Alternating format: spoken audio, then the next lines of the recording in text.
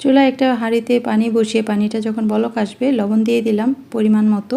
তারপর দিয়ে দিব চালের গুঁড়া। চালের গুঁড়া আর পানির পরিমাপটা হবে যে পরিমাণ চালের গুঁড়া নেবেন, যেমন 2 কাপ চালের গুঁড়া নিলে 2.5 কাপ পানি দেবেন। তারপর চালের গুঁড়া দিয়ে চুলার জালটা একেবারে লোতে করে 5 মিনিট সেদ্ধ করবেন ঢাকনা দিয়ে।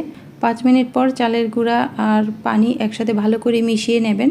তারপর গরম চুলাতে কিছুক্ষণ বসিয়ে রাখবেন, এতে করে চালের গুঁড়াটা খুব সুন্দরভাবে সেদ্ধ হয়ে এটা একেবারে সেট হয়ে যাবে। তখন হাতেও লাগবে না, আবার পিঁড়িতেও লাগবে না।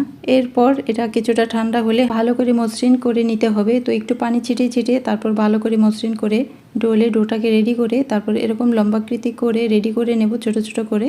তারপর 2টা চিরুনি দিয়ে 2 পাশ থেকে চাপ দিলেই চিরুনির ডিজাইনটা উঠে যাবে। আর বানানো খুবই সহজ। এটা কেউ শামুক পিঠা বলে, কেউ ঝিনুক পিঠা বলে, কেউ চিরুনি পিঠা বলে, আবার কেউ দুভাজা পিঠাও বলে। তবে যে পিঠাই বলুন না কেন, এক এক অঞ্চলের নাম এক একটা হলেও এটা খেতে অসম্ভব মজা হয়। বানানো খুবই সহজ, শুধু চিরুনি দিয়ে 2 পাশ থেকে চাপ দিয়ে ডিজাইনটা তুলে নিতে হবে। এই পিঠাগুলো বানিয়ে অনেক দিন পর্যন্ত সংরক্ষণ করে রাখা যায়, তাই একসাথে বেশি করে বানিয়ে সংরক্ষণ করেও রেখে দিতে পারেন। শুধু যখন খাবেন দ্বিতীয়বার তেলে ভেজে গুড়ের শিরায় দিতে হবে। তো আমি সবগুলো প্রথমে বানিয়ে নিলাম।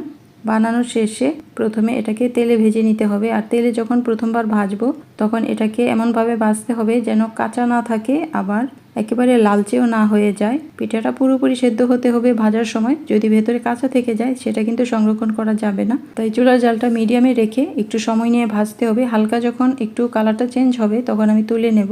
আর এটা যেহেতু ছোট পিঠা, ভাজতে ততটা একটা সময় লাগে না। কালারটা চেঞ্জ হয়ে যখন হালকা ব্রাউন হবে তখন তুলে নিয়েছি।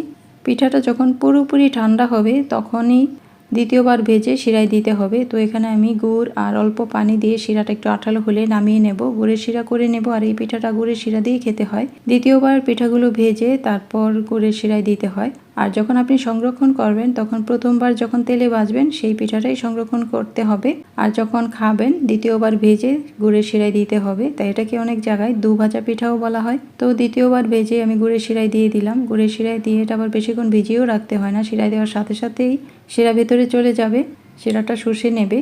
আর এই পিঠাগুলো খেতে অসম্ভব মজা হয়, যেমন কুরকুরে তেমনি একেবারে সফট একটা মচমচে পিঠা। শিরা দেওয়া পিঠাটাও 2 সপ্তাহ পর্যন্ত রেখে খাওয়া যায়, এরকম মচমচে টাটকাই থাকে। তো হয়ে গেল খুব সহজে চিরুনি পিঠা, ঝিনুক পিঠা কিংবা দুভাজা পিঠা।